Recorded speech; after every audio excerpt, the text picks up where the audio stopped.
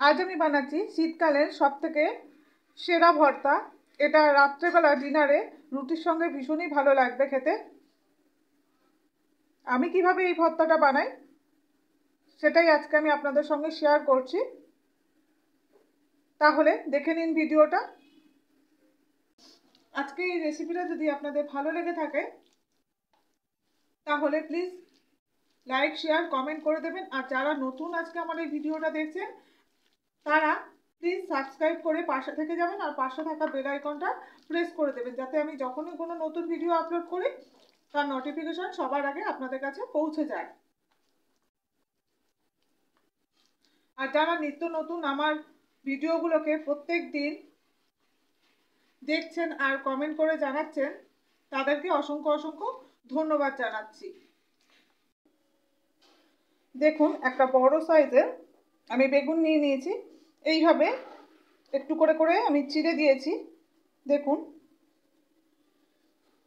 তিনটে দিকে আমি চিড়ে দিয়েছি। এবার এর মধ্যে আমি একটু সরষের তেল মাখিয়ে নেব। তেল মাখানোর আগে আমি এখানে রসুন নিয়ে নিয়েছি। রসুনগুলো এই ফাঁকার মধ্যে আমি দিয়ে দিচ্ছি। যে ফাঁকগুলো আমি করে রেখেছি বেগুনের মধ্যে তার মধ্যে আমি দিয়ে দিচ্ছি।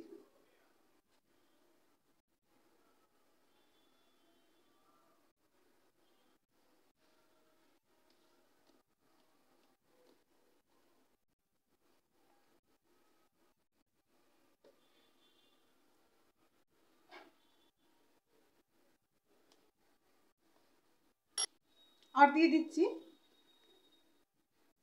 কাঁচা লঙ্কা। ঝালটা আপনারা আপনাদের স্বাদ অনুযায়ী দেবেন। কাঁচা লঙ্কাগুলোকেই এইভাবে বেগুনের মধ্যে দিয়ে দিতে হবে। দেখুন, দিয়ে দিয়েছি। এবারে এর মধ্যে আমি সর্ষের তেলটা মাখিয়ে নেব।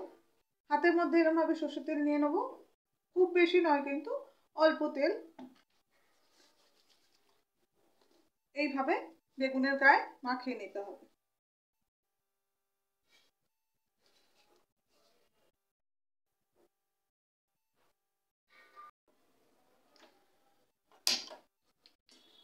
একটা তার জালি বসিয়ে দিলাম। তার জালির উপরে এবার আমি বেগুনটাকে দিয়ে দিলাম।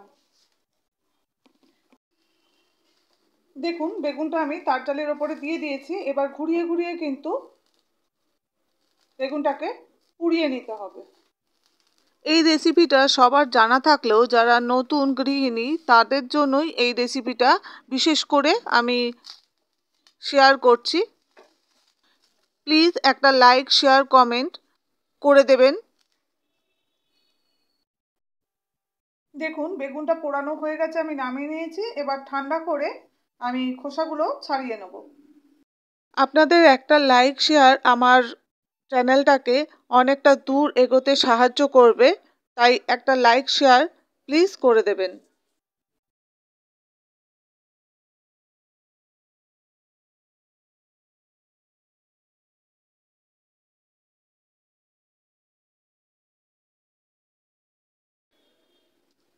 দেখুন, ভেতর থেকে কিন্তু রসুনগুলোকে বার করে এরমভাবে মেখে নিতে হবে।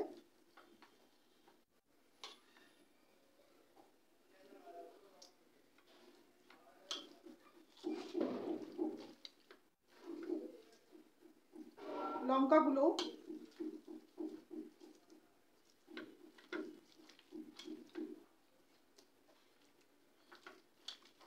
গন্ধটা খুব সুন্দর কিন্তু বেরিয়েছে। এইভাবে হাতের সাহায্যে বেগুনটাকে খুব ভালো করে মেখে নিতে হবে, যাতে কোনো রকম দেলা না থেকে যায়, তাহলে ভালো লাগবে না কিন্তু খেতে।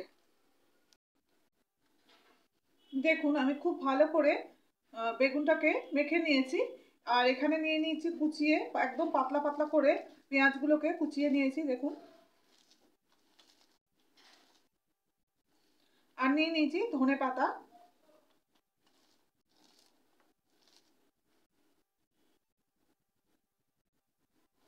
স্বাদ মতো নুন দিয়ে দিচ্ছি, যতটা পরিমাণ লাগবে। আর দিয়ে দিচ্ছি কাঁচা সর্ষের তেল। কাঁচা সর্ষের তেল যে কোনো ভর্তাতেই ভীষণই ভালো লাগে। এবারে সমস্ত কিছু একসঙ্গে মেখে নেব।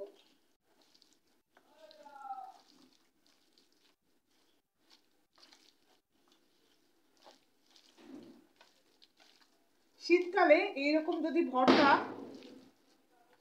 রাত্রেবেলা থাকে তাহলে একদম জমে যায়। এটা রুটির সঙ্গে ভীষণ ভালো লাগে খেতে।